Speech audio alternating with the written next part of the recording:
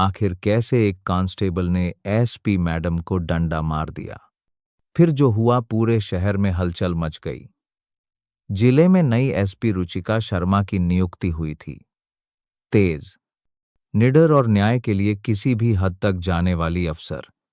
तभी खबर आती है कि एक गांव में थाने के सामने महिलाएं धरने पर बैठी हैं।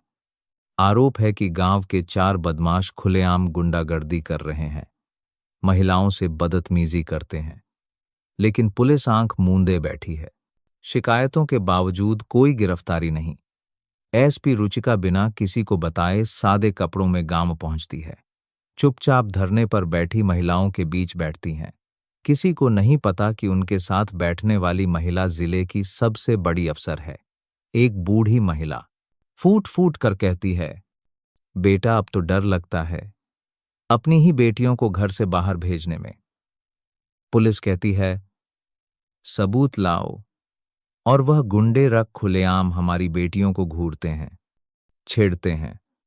हमारी चीखों की भी कीमत लग गई है। अब एसपी रुचिका शांत होती है, लेकिन उसकी आंखें लाल हो जाती हैं। वह कहती हैं, पुलिस भला उन्हें कैसे गिरफ्तार कर सकती है जब खुद पुलिस उनके पैसों से बिक चुकी हो। तभी थाने से पुलिस टीम बाहर निकलती है। साथ में वही 4 बदमाश भी मुस्कुराते हुए, ऐसे जैसे उन्हें किसी चीज का डर ही ना हो। इंस्पेक्टर चिल्लाता है, चलो भागो यहां से, गैरकानूनी भीड़ इकट्ठा की है तुम लोगों ने।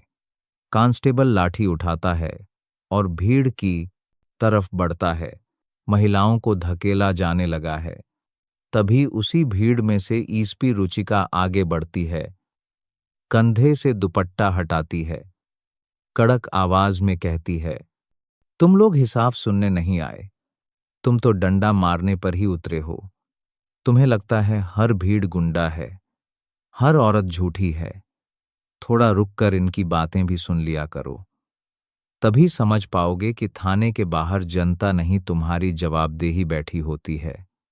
उसकी बातें सुनकर पुलिस टीम हड़बड़ा जाती है, लेकिन एक कांस्टेबल बौखला जाता है।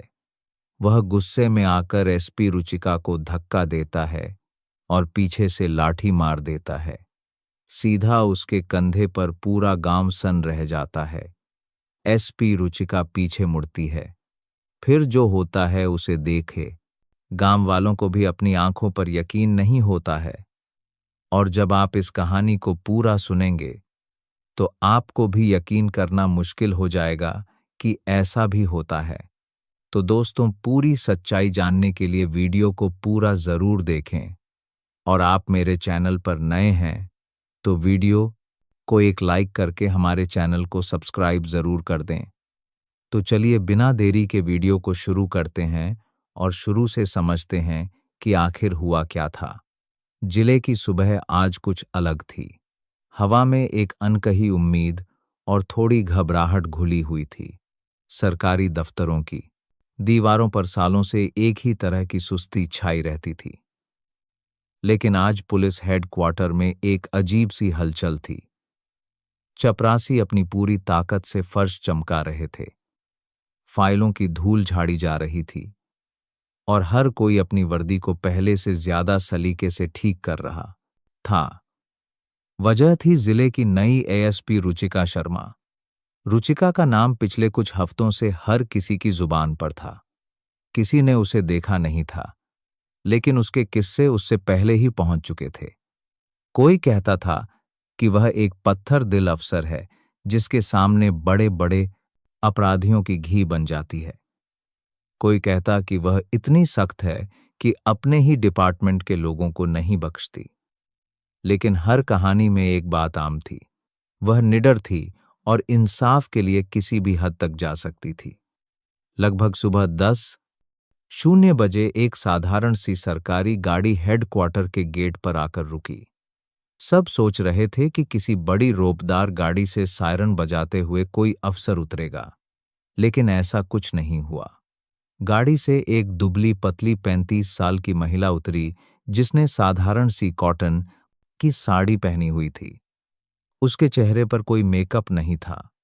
बस एक छोटी सी बिंदी और आंखों में एक ऐसी चमक थी जो किसी को भी एक पल में पढ़ लेने की ताकत रखती थी।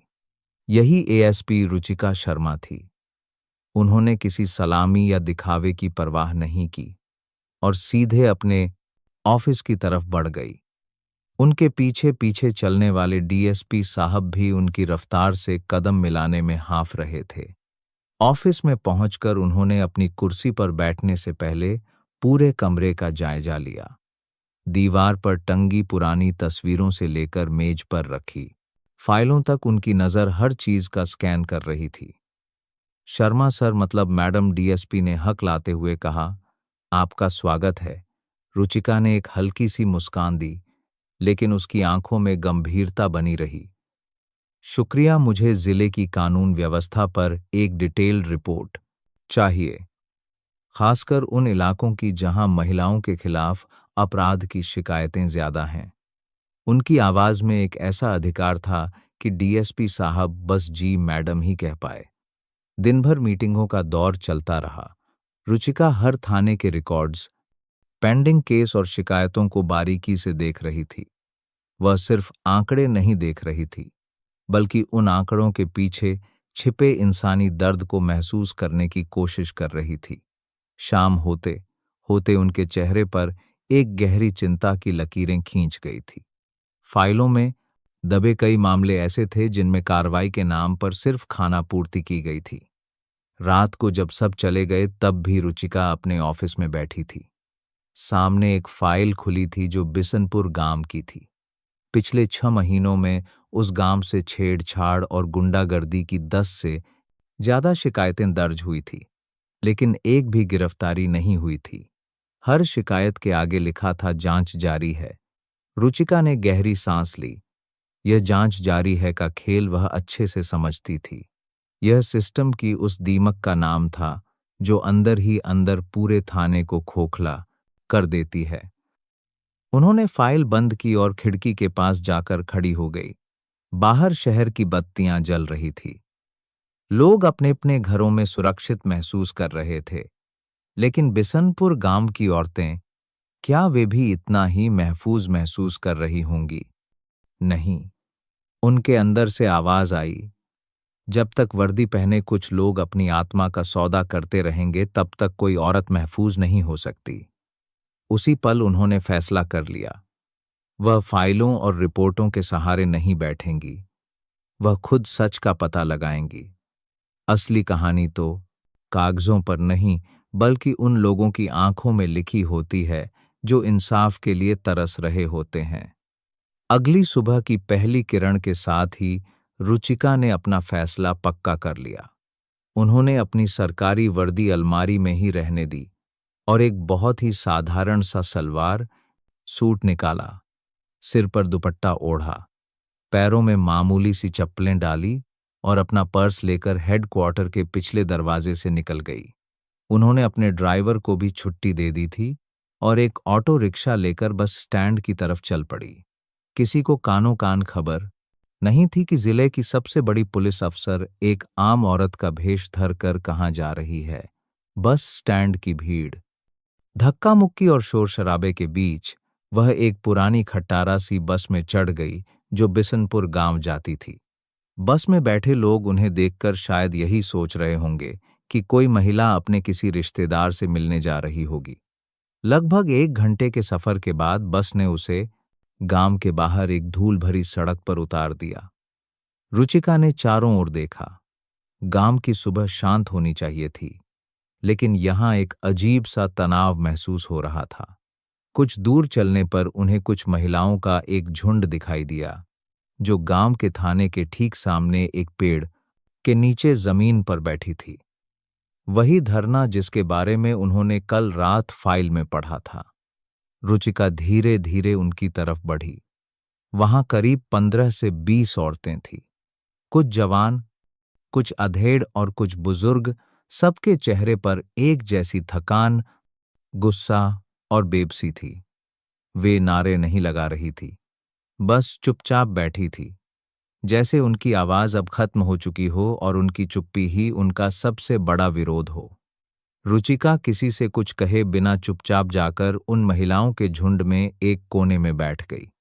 उनके साधारण कपड़ों और सहमे हुए हाव भाव को देखकर किसी ने उन पर ध्यान नहीं दिया। सबको लगा कि वह भी उन्हीं में से एक है। किसी नई नाइंसाफी के शिकार काफी देर तक खामोशी छाई रही। फिर एक बूढ़ी महिला, जिसकी झुर्रियों में शायद सदियों का दर्द छिपा था, अपनी बगल में बैठी एक जवान औरत से कहने लगी, कब तक बैठेंगे हम यहां? राधा, सूरज सिर पर आ गया। घर पर बच्चे अकेले हैं। राधा ने अपनी सुनी आंखों से थाने के बंद दरवाजे को देखा और बोली, क्या करें अम्मा? घर लौट गए तो इन गुंडों का हौसला और बढ़ जाएगा। कल मेरी बेटी को स्कूल से आते हुए घेरा था। कहते थे बड़ी अफसर बनने का शौक है, तेरी सारी होशियारी निकाल देंगे। मैं किससे शिकायत करूं? थानेदार तो उनकी जेब में है। यह सुनते ही पास बैठी एक और महिला फूट पड़ी। मेरी दुकान से हफ्ता मांगते हैं। कहते हैं यहां धंधा करना है तो हमें हिस्सा देना होगा। मना किया तो पूरी दुकान का सामान सड़क पर फेंक दिया। पुलिस को फोन किया तो कहते हैं सबूत है कोई? अरे पूरा बाजार गवाह है। लेकिन कोई मुंह खोलने को तैयार नहीं। अब तक जो चुप्पी थी वह धीरे धीरे शिकायतों के सैलाब में बदल गई। हर औरत अपनी कहानी बता रही थी। यह सिर्फ 4 गुंडों की कहानी नहीं थी। यह उस डर की कहानी थी जो गांव की हवा में जहर की तरह घुल गया था। यह उस लाचारी की कहानी थी जब रक्षक ही भक्षक बन जाए। रुचिका चुपचाप सब सुन रही थी। हर एक शब्द उनके दिल में किसी कील की तरह चुभ रहा था। यह वही बातें थी जो फाइलों में सूखे और बेजान शब्दों में लिखी थी, लेकिन यहां हर शब्द के साथ एक दिल दहलने वाली भावना जुड़ी थी। उन्होंने अपनी बगल में बैठी एक सहमी हुई लड़की से धीरे से पूछा, यह कौन लोग हैं?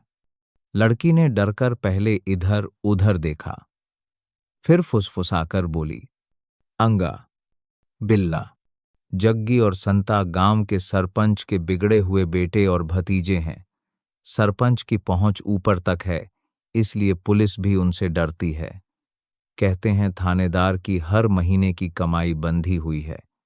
तभी वह बूढ़ी महिला, जिसका नाम शायद शांति देवी था, रुचिका की ओर मुड़ी। उनकी आंखों में आंसू थे। उन्होंने रुचिका का हाथ पकड़कर कहा, बेटा तू नई लगती है यहां। क्या तेरे साथ भी कुछ हुआ? रुचिका कुछ कह पाती।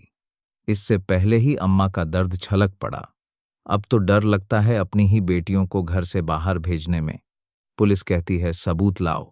अरे वह गुंडे खुलेआम हमारी बेटियों को घूरते हैं, फप्तियां कसते हैं, उनका रास्ता रोकते हैं। क्या इसके लिए भी कैमरे लगाकर सबूत इकट्ठा करें? हमारी चीखों की भी कीमत लग गई है इस गांव में।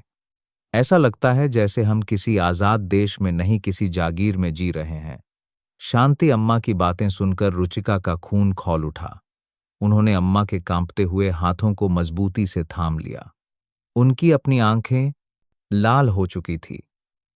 वह शांत थी, लेकिन यह तूफान से पहले की शांति थी। वह मन ही मन बोली, अब और नहीं।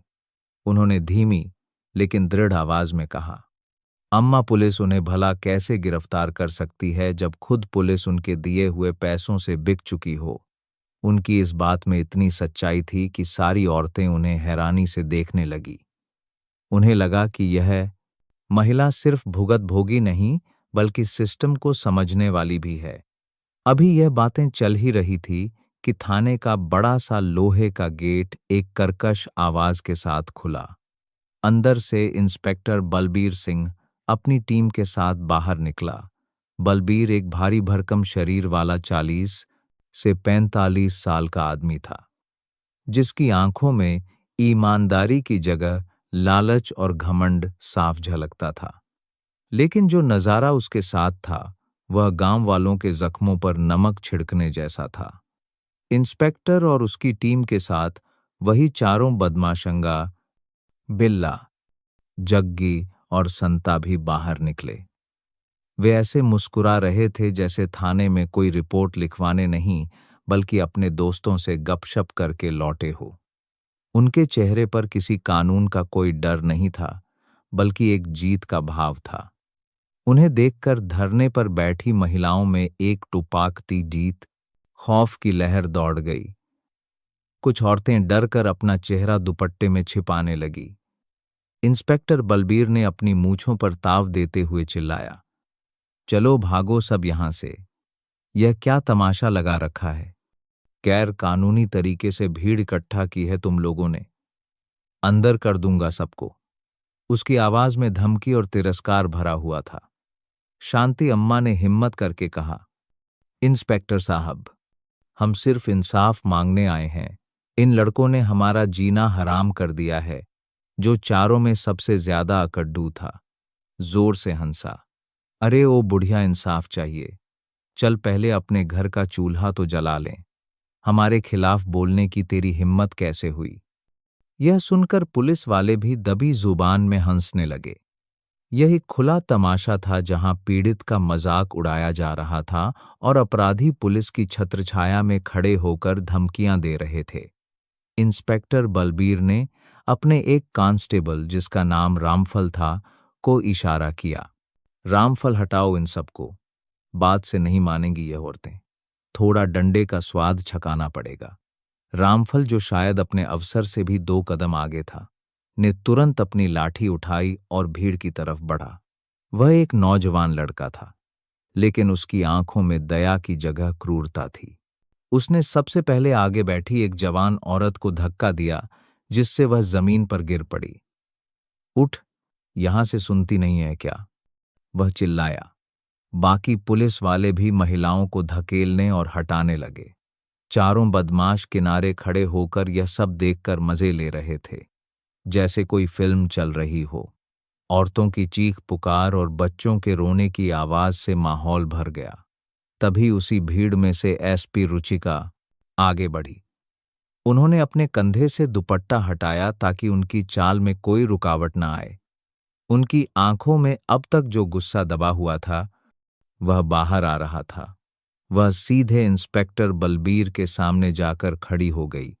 उनकी कड़क आवाज ने एक पल के लिए सबको चौंका दिया। रुको। सब रुक गए। इंस्पेक्टर ने नीचे से ऊपर तक रुचिका को देखा। एक साधारण सी औरत जो उसे कानून सिखाने की हिम्मत कर रही थी। उसे गुस्सा आ गया। तू कौन होती है हमें रोकने वाली? ज्यादा होशियारी मत दिखा। रुचिका की नजरें इंस्पेक्टर से हटी नहीं। उन्होंने शांत लेकिन दृढ़ आवाज में कहा, तुम लोग इंसाफ सुनने नहीं आए। तुम तो डंडा मारने पर ही उतारू हो। तुम्हें लगता है हर भीड़ गुंडा है और हर औरत झूठी है। थोड़ा रुककर इनकी बातें भी सुन लिया करो। तब शायद समझ पाओगे कि थाने के बाहर जनता नहीं, तुम्हारी जवाबदेही बैठी होती है। रुचिका के मुंह से जवाबदेही जैसा भारी शब्द सुनकर पुलिस टीम हड़बड़ा गई। एक आम गांव की औरत ऐसी बातें कैसे कर सकती है? इंस्पेक्टर बलबीर को एक पल के लिए शक हुआ, लेकिन फिर उसने सोचा कि शायद कोई पढ़ी लिखी नेतागिरी करने वाली महिला होगी। ओ मैडम, ज्यादा लेक्चर मत दे। उसने कहा, चल निकल यहां से, वरना इसी भीड़ के साथ तुझे भी थाने में बंद कर दूंगा। लेकिन कांस्टेबल रामफल, जिसे अपनी ताकत और वर्दी का नशा कुछ ज्यादा ही चढ़ गया था, यह सब बर्दाश्त नहीं कर पाया। उसे लगा कि एक मामूली सी औरत उसके अफसर की बेइज्जती कर रही है। वह बौखला गया। वह गुस्से में आगे बढ़ा और चिल्लाया, बड़ी आई कानून सिखाने वाली। उसने पहले रुचिका को जोर से धक्का दिया। रुचिका इस अचानक हुए हमले के लिए तैयार नहीं थी और उनका संतुलन बिगड़ गया। इससे पहले कि वह संभल पाती, रामफल ने अपनी पूरी ताकत से लाठी घुमाकर उनकी पीठ पर दे मारी। खट की आवाज के साथ लाठी सीधा रुचिका के कंधे पर पड़ी। एक पल के लिए सब कुछ थम गया। हवा रुक गई। आवाजें बंद हो गई। पूरा गांव, धरने पर बैठी औरतें, पुलिस वाले और वह गुंडे सब सन्न रह गए। किसी को यकीन नहीं हुआ कि एक पुलिस वाले ने एक निह औरत पर इस तरह लाठी चला दी है। दर्द की एक तेज लहर रुचिका के शरीर में दौड़ गई, लेकिन उस दर्द से कहीं ज्यादा तेज आग उनके दिल में लगी। यह चोट उनके शरीर पर नहीं, उस भरोसे पर लगी थी जिसे लेकर वह यहां आई थी।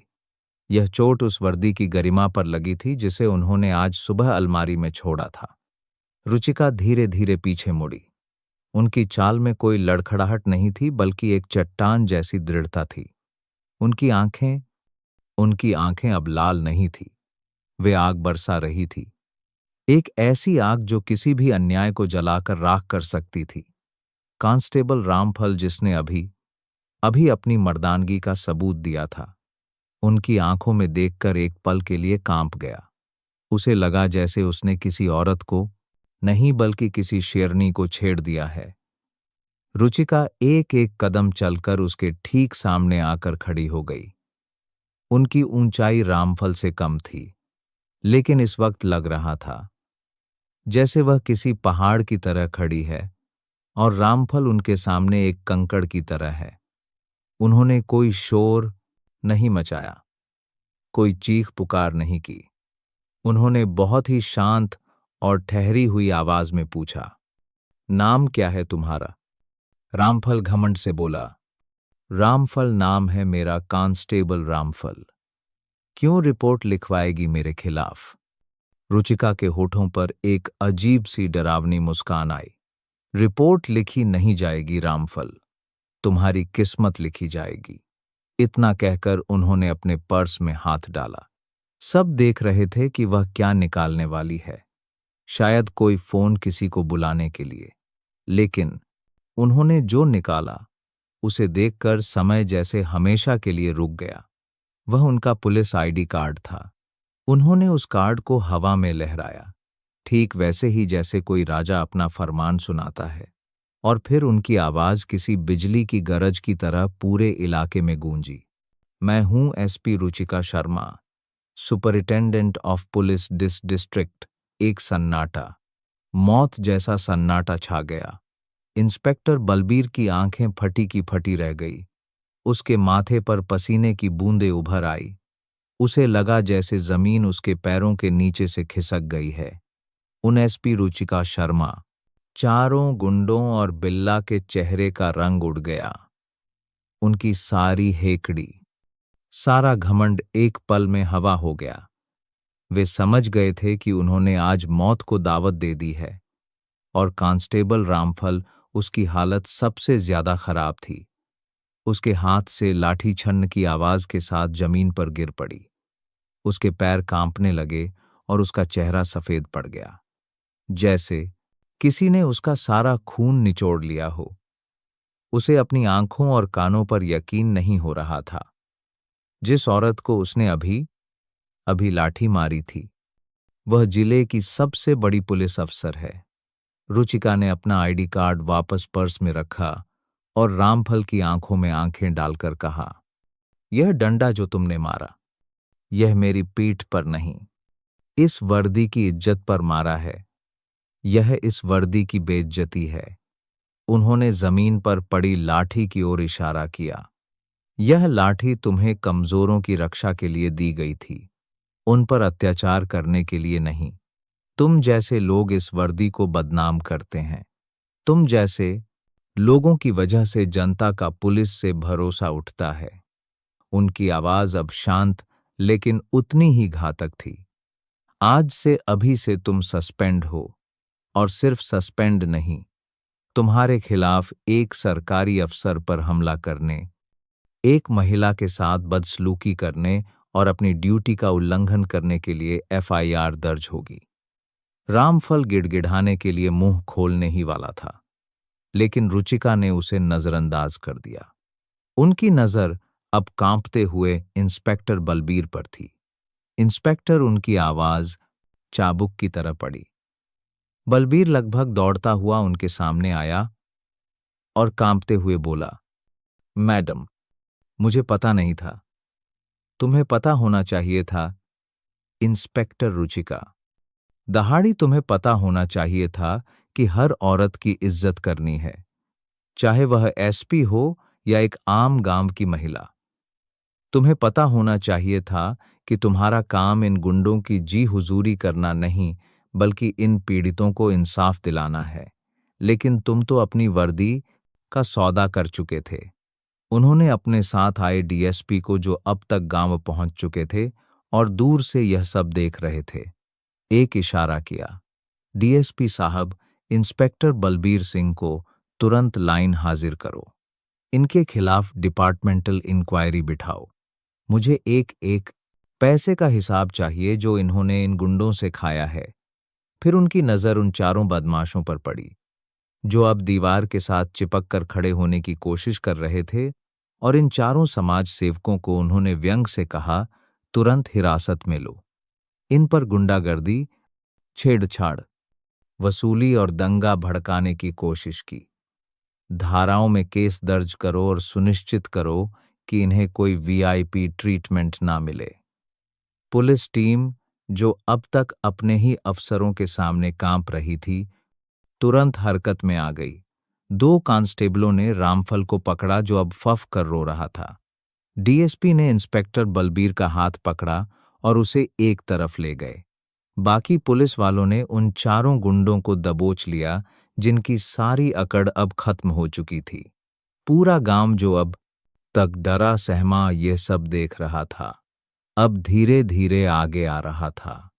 उनकी आंखों में अब डर नहीं, बल्कि एक अचंभा और उम्मीद थी। उन्होंने कभी सोचा भी नहीं था कि इंसाफ इतनी तेजी से और इस तरह से हो सकता है। धरने पर बैठी औरतें अपनी जगह पर खड़ी हो गई।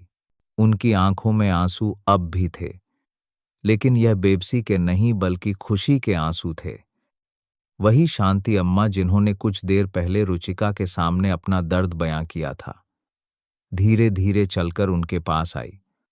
उन्होंने रुचिका के कंधे को सहलाया, ठीक उसी जगह जहां लाठी पड़ी थी। उनकी बूढ़ी आंखों से ममता छलक रही थी। बेटा, उनकी आवाज भर्राई हुई थी। चोट तो ज्यादा नहीं आई? रुचिका ने मुस्कुराकर कहा, नहीं अम्मा, यह चोट कुछ भी नहीं है। असली चोट तो आप लोगों के दिलों पर लगी थी, जिसे भरने की जरूरत है। शांति अम्मा ने रुचिका के सिर पर हाथ फेरते हुए कहा, आज पहली बार लग रहा है बेटा कि कोई अफसर हमारी भी सुनता है। पहली बार लग रहा है कि हमारी चीखों की कोई कीमत है। भगवान तुझे सलामत रखे। तूने आज सिर्फ हमें नहीं, इस वर्दी की लाज भी बचा ली। यह सुनकर रुचिका की आंखों में भी नमी आ गई।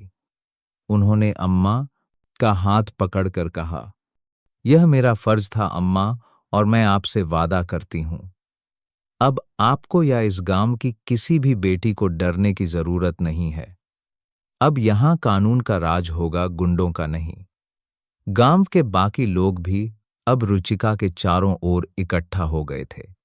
वे एसपी मैडम जिंदाबाद के नारे लगा रहे थे। जिस थाने के सामने वे डर से आवाज नहीं उठा पाते थे, आज उसी थाने के सामने वे अपने नए एसपी की जय जयकार कर रहे थे।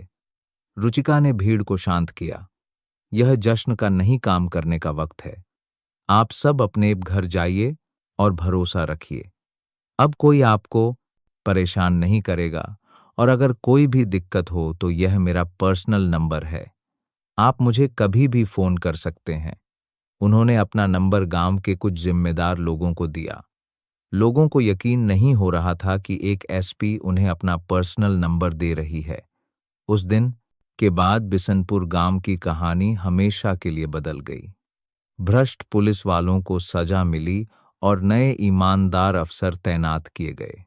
चारों गुंडे जेल की सलाखों के पीछे थे और गांव में सालों बाद अमन चैन लौटा था। एसपी रुचिका शर्मा की उस दिन की कहानी पूरे जिले में आग की तरह फैल गई। वह सिर्फ एक पुलिस अफसर नहीं, बल्कि एक उम्मीद बन गई थी। एक ऐसी उम्मीद कि अगर एक इंसान भी ठान ले तो सड़े गले सिस्टम को बदल सकता है। और उस दिन के बाद जब भी कोई पुलिस वाला अपनी वर्दी पहनता, तो उसे एसपी रुचिका शर्मा का चेहरा और उनके शब्द जरूर याद आते। यह वर्दी कमजोरों की रक्षा के लिए है, उन पर अत्याचार करने के लिए नहीं। बिशनपुर गांव की घटना को अब लगभग 2 महीने बीत चुके थे। एसपी रुचिका शर्मा का नाम अब सिर्फ एक अफसर का नाम नहीं, बल्कि एक उम्मीद का दूसरा नाम बन गया था। पूरे जिले में लोग उनके किस्से सुनाते थे। कैसे एक अकेली औरत ने भ्रष्ट पुलिस वालों और गुंडों को एक ही झटके में सबक सिखा दिया था। कांस्टेबल रामफल सलाखों के पीछे था। इंस्पेक्टर बलबीर अपनी नौकरी से हाथ धो बैठा था। औरंगा बिल्ला गैंग के गुंडे जमानत के लिए अदालतों के चक्कर काट रहे थे। बिशनपुर में अब शांति थी। लड़कियां बिना डरे स्कूल जाती थी। दुकानदार बिना खौफ के अपनी दुकानें खोलते थे और शांति अम्मा जैसी औरतें अब थाने की तरफ सम्मान से देखती थी, डर से नहीं। लेकिन रुचिका जानती थी कि यह शांति एक तूफान के बाद की शांति है। हर बड़े तूफान के बाद कुछ जड़ें हिल जाती हैं। उन्होंने सिर्फ कुछ गुंडों और एक भ्रष्ट इंस्पेक्टर को नहीं, बल्कि एक सड़े गले सिस्टम को चुनौती दी थी। बिशनपुर का सरपंच जोंगा का बाप था। ऊपरी तौर पर तो शांत था, लेकिन अंदर ही अंदर बदले की आग में जल रहा था। उसके राजनीतिक कनेक्शन बहुत गहरे थे और वह सही मौके का इंतजार कर रहा था। रुचिका को अपने सीनियर्स से भी दबे छिपे संदेश मिल रहे थे। मैडम, आप बहुत अच्छा काम कर रही हैं, लेकिन थोड़ा प्रैक्टिकल होकर चलना पड़ता है। एक सीनियर अफसर ने फोन पर कहा था, हर जगह आग लगाने से सिस्टम चलता नहीं, जल जाता है। रुचिका को इन बातों का मतलब पता था। इसका मतलब था ताकतवर लोगों पर हाथ मत डालो, अपना काम करो लेकिन हद में रहकर। पर रुचिका की डिक्शनरी में हद जैसा कोई शब्द था ही नहीं। जब बात इंसाफ की हो, एक दोपहर जब वह अपने ऑफिस में फाइलों में उलझी हुई थी, तभी उनके पास एक नौजवान लड़का आया। वह डरा हुआ सहमा हुआ था और उसके कपड़े अस्त व्यस्त थे। नाम समीर था, एक लोकल अखबार का पत्रकार। मैडम, मुझे आपसे बात करनी है, यह बहुत जरूरी है, उसने कांपती आवाज में कहा। रुचिका ने उसे बैठने का इशारा किया और पानी का गिलास दिया। आराम से बताओ, क्या बात है? समीर ने एक गहरी सांस ली और बोला, मैडम, हमारे जिले की जीवन रेखा नीलम नदी, उसे धीरे धीरे मारा जा रहा है। समीर ने जो कहानी बताई वह बिशनपुर की गुंडागर्दी से कहीं ज्यादा भयानक थी। जिले के बाहरी इलाके में एक बड़ी केमिकल फैक्ट्री थी जिसका नाम सिंघानिया केमिकल्स था। यह फैक्ट्री सैकड़ों लोगों को रोजगार देती थी, इसीलिए इसे जिले के विकास का प्रतीक माना जाता था। इसका मालिक अविनाश सिंघानिया एक बेहद अमीर और पीआरबी हबशाली आदमी था, जिसके विधायक से लेकर मंत्री तक से सीधे संबंध थे। समीर ने बताया, मैडम, यह फैक्ट्री अपना सारा जहरीला केमिकल रात के अंधेरे में सीधे नीलम नदी में बहा देती है। मैंने पिछले 1 महीने में इस पर रिसर्च की है। नदी के किनारे बसे गांवों में अजीब अजीब बीमारियां फैल रही हैं। लोगों की फसलें बर्बाद हो रही हैं। उनके बारायड ती बेसास पोर्ड मवेशी मर रहे हैं। नदी की मछलियां खत्म हो चुकी हैं। उसने कुछ तस्वीरें निकाली जिनमें नदी का पानी कहीं कहीं काला और झागदार दिख रहा था। कुछ तस्वीरों में बीमार बच्चे थे जिनके शरीर पर अजीब चकत्ते पड़े हुए थे। रुचिका का चेहरा गंभीर हो गया। अगर यह सच है तो लोग शिकायत क्यों नहीं करते? कौन करेगा शिकायत? मैडम, समीर की आवाज में बेबसी थी। जिनकी जमीनें बर्बाद हो रही हैं, वही लोग उस फैक्ट्री में मजदूरी करते हैं। उन्हें डर है कि अगर मुंह खोला तो नौकरी से निकाल दिए जाएंगे। और सिंघानिया वह कोई मामूली आदमी नहीं है। उसके खिलाफ बोलने का मतलब है अपनी मौत को दावत देना। मैंने कुछ सबूत इकट्ठा करने की कोशिश की तो कल रात मुझ पर हमला हुआ। मेरी बाइक तोड़ दी और धमकी दी कि अगर दोबारा फैक्ट्री के आसपास दिखा तो नदी में फेंक देंगे। रुचिका समझ गई कि यह मामला कितना पेचीदा है। यह लड़ाई सिर्फ एक अमीर आदमी से नहीं, बल्कि पैसे और राजनीति के उस खतरनाक गठछोड़ से थी जो पूरे सिस्टम को अपनी उंगलियों पर नचाता है। यह लड़ाई सीधी नहीं लड़ी जा सकती थी। उन्होंने समीर की आंखों में देखा। उनमें डर था, लेकिन सच को बाहर लाने का जुनून भी था। समीर, रुचिका ने दृढ़ता से कहा, तुमने बहुत बहादुरी का काम किया है। अब यह लड़ाई तुम्हारी अकेली नहीं है। यह लड़ाई हम मिलकर लड़ेंगे। रुचिका जानती थी कि अगर उन्होंने सीधे सिंघानिया की फैक्ट्री पर छापा मारा तो उन्हें कुछ नहीं मिलेगा। सिंघानिया को खबर पहले ही मिल जाएगी और वह सारे सबूत मिटा देगा। ऊपर से विधायक और बाकी नेताओं का दबाव भी आएगा। उन्होंने एक खुफिया प्लान बनाया। उन्होंने अपनी टीम में सिर्फ 2 सबसे भरोसेमंद लोगों को शामिल किया, एक तेज तर्रार सब इंस्पेक्टर नेहा और एक टेक्नोलॉजी का एक्सपर्ट हवलदार पांडे। जी, हमें सबूत चाहिए, रुचिका ने अपनी टीम को समझाया। ऐसे सबूत जिन्हें कोई झुठला ना सके।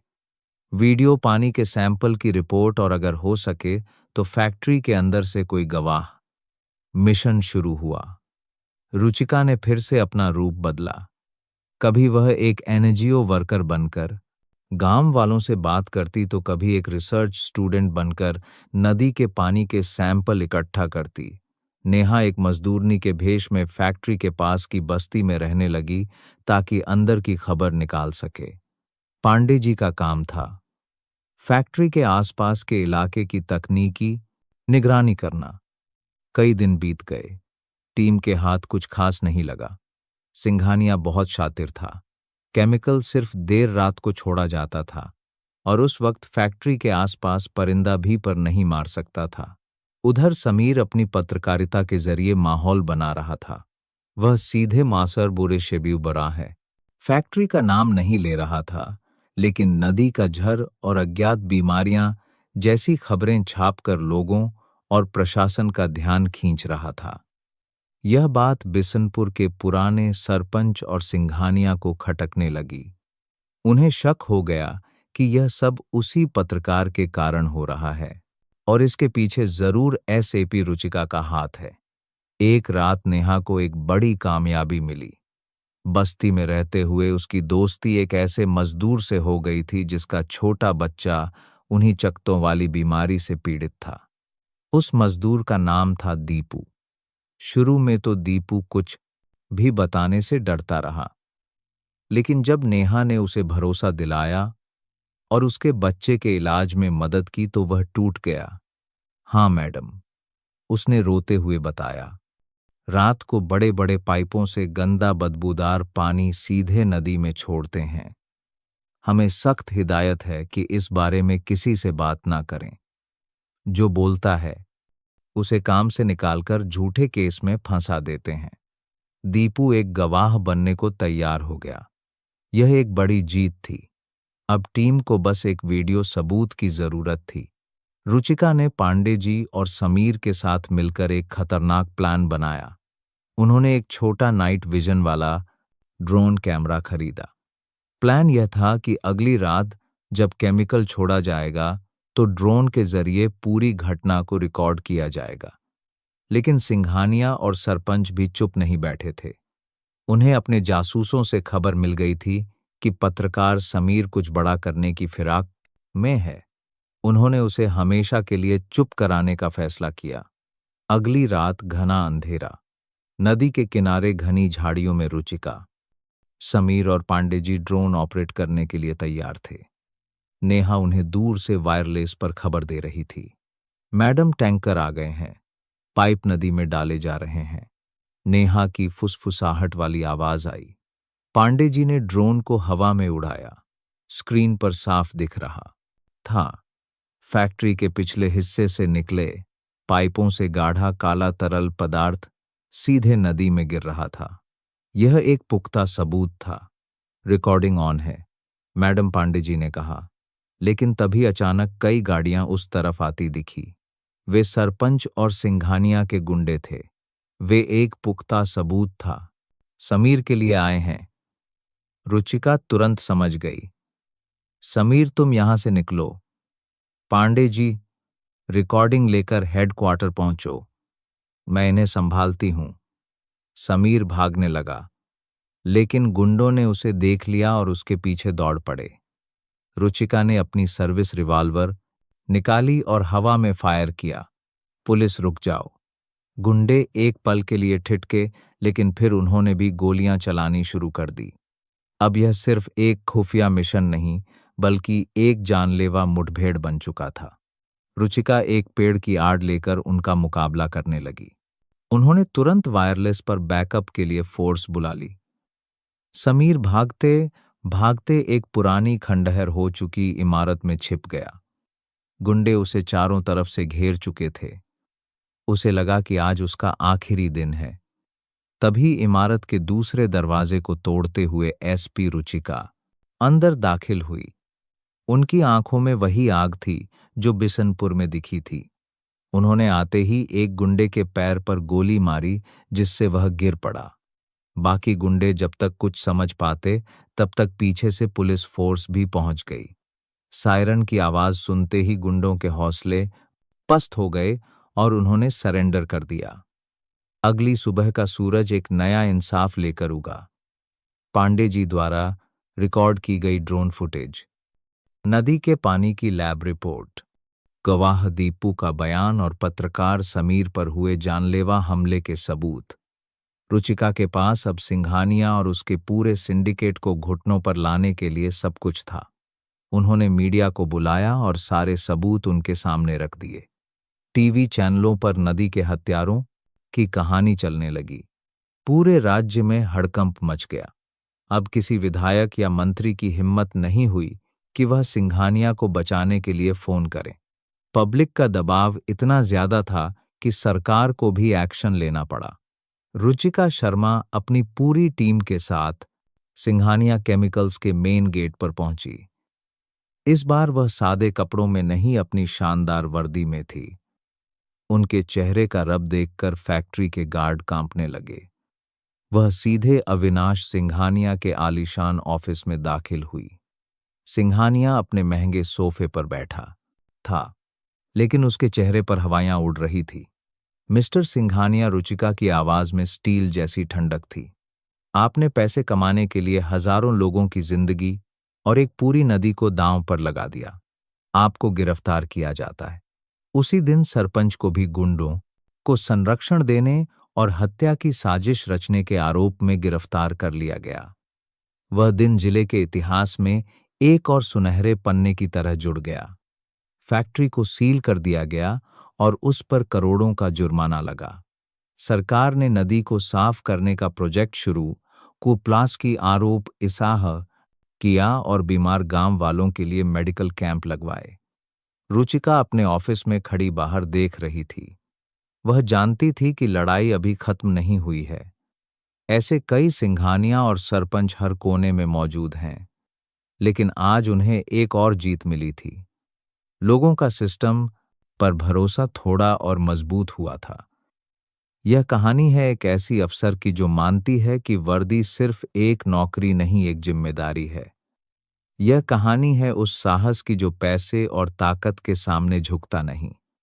यह कहानी है उस उम्मीद की जो हमें याद दिलाती है कि अगर हम सच कारगारमान नहीं सायस की पोड़ूका के लिए लड़ें तो जीत जरूर होती है। अगर आपको एसपी रुचिका शर्मा की यह कहानी पसंद आई और आप चाहते हैं कि इंसाफ की यह लड़ाई आगे भी जारी रहे, तो इस वीडियो को लाइक करें, अपने दोस्तों के साथ शेयर करें और हमारे चैनल को सब्सक्राइब करना ना भूलें। कमेंट करके ज़रूर बताएं कि आप रुचिका को अगली किस चुनौती का सामना करते हुए देखना चाहते हैं। दोस्तों, आप सब हमें कहां से देख रहे हैं? आपको आज की यह कहानी कैसी लगी? हमें कमेंट करके जरूर बताइएगा। मेरी यही दुआ है कि आप सब जहां भी रहें, हमेशा सलामत और खुश रहें। ईश्वर आप सब पर अपनी कृपा बनाए रखे। और हाँ, अगर आपके पास भी कोई ऐसी ही दिलचस्प या प्रेरणादायक कहानी है, तो उसे हम सब के साथ शेयर करना न भूलें। हमें आपकी कहानियां पढ़कर बहुत खुशी होगी।